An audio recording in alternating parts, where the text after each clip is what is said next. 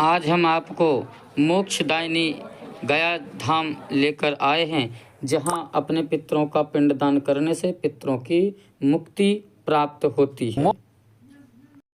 पिंडदान का जो है सारा सामान बहुत अच्छे है, सही देती है। ये काफ़ी समय से पूर्वजों से इनका यही कार्य है। ये 300 दूर दूर से श्रद्धालु लोग आते हैं यहाँ पिंडदान करने के लिए, सामग्री ले जाते हैं। उचित दामों में सामग्री यहाँ उपलब्ध होता है, इनको भी आना है, आकर मिल सकते हैं यहाँ। पता क्या है आपका, एड्रेस क्या है? देवघाट गुरुद्वारा के पास विजय पिंडा दुकान। आप आइए, आपका मोस्ट वेलकम है। गया जी में आइए, आपका स्वागत है। पितृपक्ष में या अंदिना भी यहाँ 365 दिन पिंडदान होता है और यहाँ सारी सामग्री उपलब्ध होती है। मेरा नाम गौतम कुमार हुआ, गया जी से। ये फल्गु नदी है। यहीं माता सीता ने दशरथ जी का गाय के दूध से पिंडदान किया था। जब भगवान श्री राम ने सीता माता से पूछा कि तुमने पिंडदान कर दिया, तो सीता माता ने साक्ष्य हेतु फल्गु नदी से साक्षी बनने को कहा, तो फल्गु नदी ने मना कर दिया, जिस कारण माता सीता ने उन्हें श्राप दिया।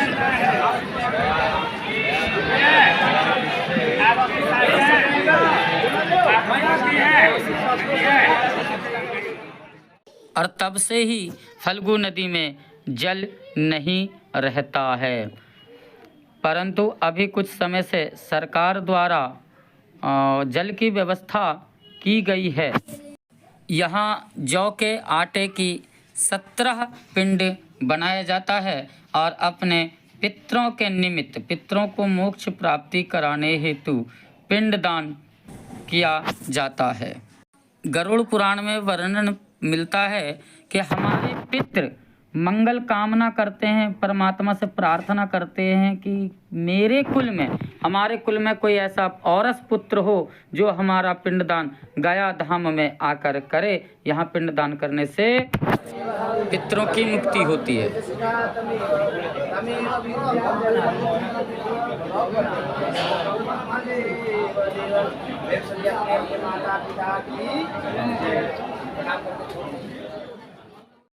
गया धाम में फल्गु नदी की शोभा रात्रि के समय देखने लायक होती है और यहाँ संध्या आरती, संध्या वादन 21 ब्राह्मणों द्वारा प्रत्येक दिन किया जाता है।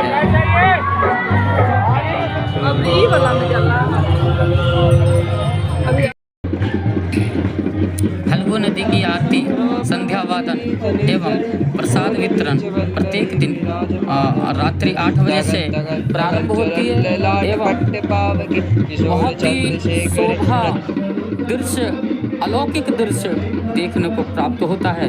यह आरती देखने मात्र से अपने पितरों के और पितृदोष, समस्त प्रकार का दोष निवारण होता है।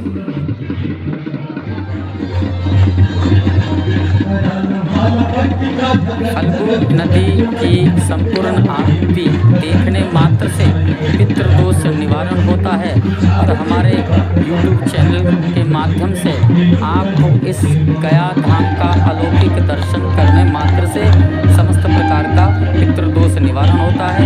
इसलिए वीडियो को अंत तक जरूर देखें।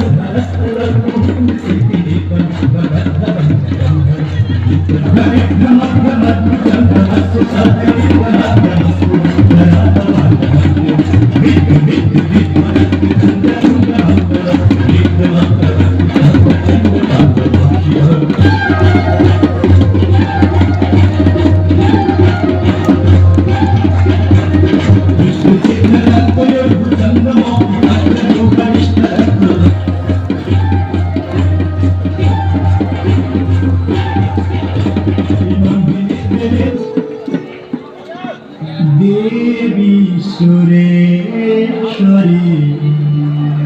भगवती गंगे, देवी सुरेश्वरी भगवती गंगे, देवी सुरेश्वरी भगवती गंगे,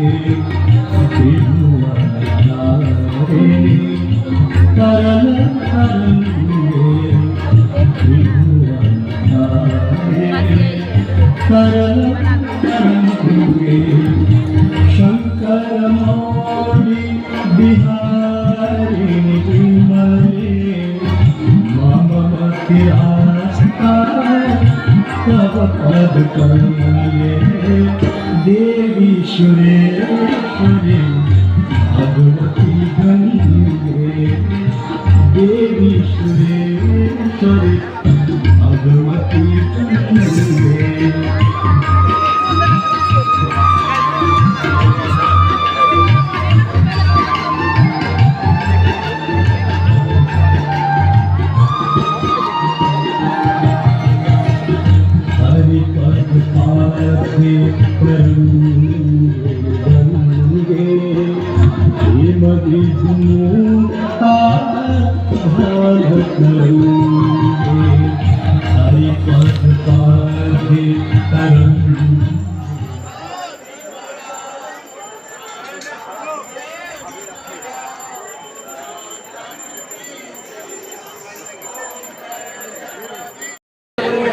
रिवाज आपके कानों तक जा रही है तो आप आए और अपने परिजनों। गया धाम विष्णुपाद मंदिर उत्तर द्वार से हम प्रवेश कर रहे हैं।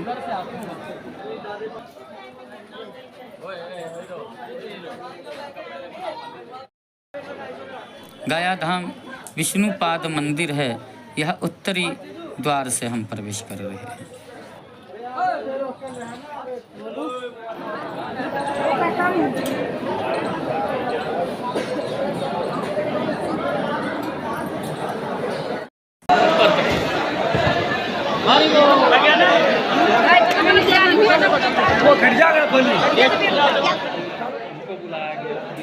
इस स्थान को 16 वेदी के नाम से जाना जाता है।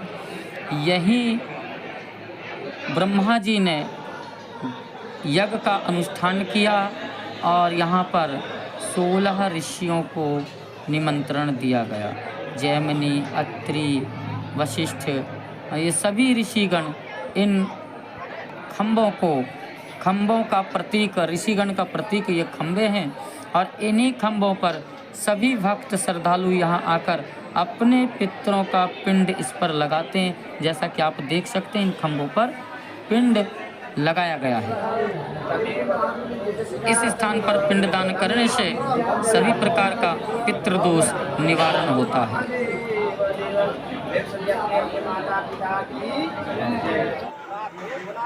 हम सभी यहाँ पर अपने पितरों का पिंडदान करने हेतु एवं नारायण बलि हेतु यहाँ गया धाम आए हुए हैं।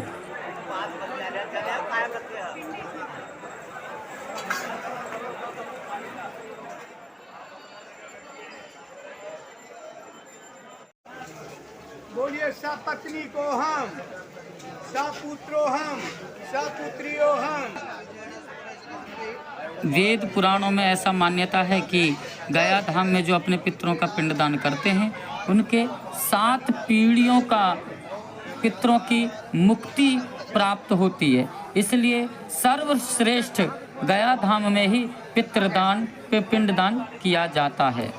यहाँ पर शक्तिपीठ माँ मंगला गौरी का मंदिर है, जहाँ पर यह सिद्ध पीठ माना गया है और माता सती का यहाँ स्तन गिरा हुआ है और उसी पर यहाँ पर भव्य मंदिर का निर्माण है।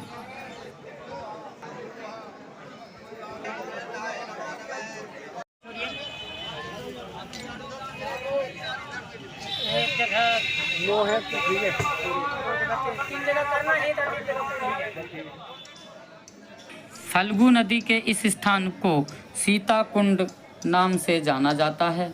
यहीं पर सीता माता ने दशरथ जी का पिंडदान किया था और इसी स्थान को सीता कुंड के नाम से जाना जाता है। इस स्थान पर पिंड देने से पितरों को सद्गति एवं मुक्ति प्रदान होती है। इसी स्थान पर हम सब पिंडदान, यहाँ पर जौ के आटे से 17 पिंड का निर्माण किया जाता है और पितरों के निमित्त पिंडदान किया जाता है।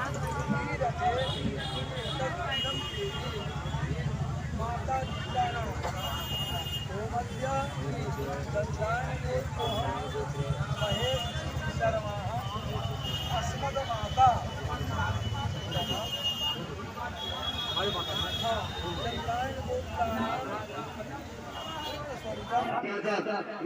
अब हम प्रेत शिला की ओर प्रस्थान कर रहे हैं। यह गया धाम में इसकी जो दूरी है वो 16 किलोमीटर के आसपास है और इसकी जो ऊंचाई है वो 600 सीढ़ी ऊंची है, अर्थात 400 से लेकर 500 फीट ऊंची स्थान पर प्रेत शिला है।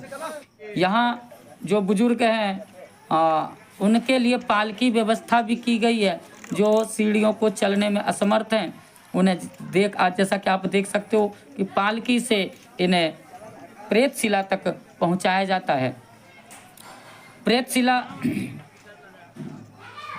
की चढ़ाई पर जगह जगह विश्राम के लिए स्थान बनाया गया है। यहाँ पर पितृपक्ष में 15 दिन का गया धाम में मेला लगा रहता है और प्रेत शिला पर पिंडदान करने से जो पितृ जो अकाल मृत्यु हो गए, जो फांसी लगाकर, विष पीकर या सांप के काटने से या एक्सीडेंट में जिसकी मृत्यु हो गई है, जिसकी अकाल मृत्यु हो जाती है, जो प्रेत योनि में चले जाते हैं, उन प्रेत योनियों से मुक्ति के लिए प्रेत शिला पर पिंडदान किया जाता है। यहाँ पर प्रेत शिला को भोग सत्तू, चने की सत्तू का उन्हें भोग देते हैं और प्रार्थना करते हैं कि जो भी हमारे पूर्वज प्रेत योनि में यही प्रेत शिला है और इनकी 3 परिक्रमा करते हुए प्रार्थना करते हैं कि जो हमारे पितृ प्रेत योनि में चले गए हैं वो प्रेत योनि से मुक्ति को प्राप्त हो और इसी प्रेत शिला के नीचे प्रेत योनि है। उसके बाद यहाँ पर भी जौ के आटे से 17 पिंड बनाकर ब्राह्मणों द्वारा वेदों मंत्रों उच्चारण द्वारा अपने पितृयोनि से मुक्ति हेतु पिंडदान करते हैं। अब हम अक्षय वट पर पहुँचे हुए हैं। यह जो आप देख रहे हैं यह अक्षय वट है। यहाँ वेद शास्त्रों में गरुड़ पुराण में वर्णन है कि जो भी इस वृक्ष के नीचे बैठकर कोई भी दान करता है तो वो उसका क्षय नहीं होता। इसी वृक्ष ने सीता माता ने जो पिंडदान किया था तो यही भगवान राम को साक्षी प्रस्तुत किया था कि हाँ, मेरे सामने ही सीता माता ने आपके पिता दशरथ जी का पिंडदान किया है। तब से भगवान राम ने इन्हें आशीर्वाद प्रदान किया कि आपके नीचे जो भी अपने पितरों का निमित्त पिंडदान करते हैं उनकी मुक्ति होगी और आपके स्थान पर जो भी अपने पितरों के निमित्त दान करते हैं उसका आदि अनंत तक क्षय नहीं होगा। तो सभी जैसा कि आप देख रहे हैं कि अपने अपने पितरों के निमित्त पिंड को सिर पर रखकर इस अक्षय वट का 3 परिक्रमा लगाते हैं और अपने पितरों की मुक्ति का प्रार्थना करते हैं।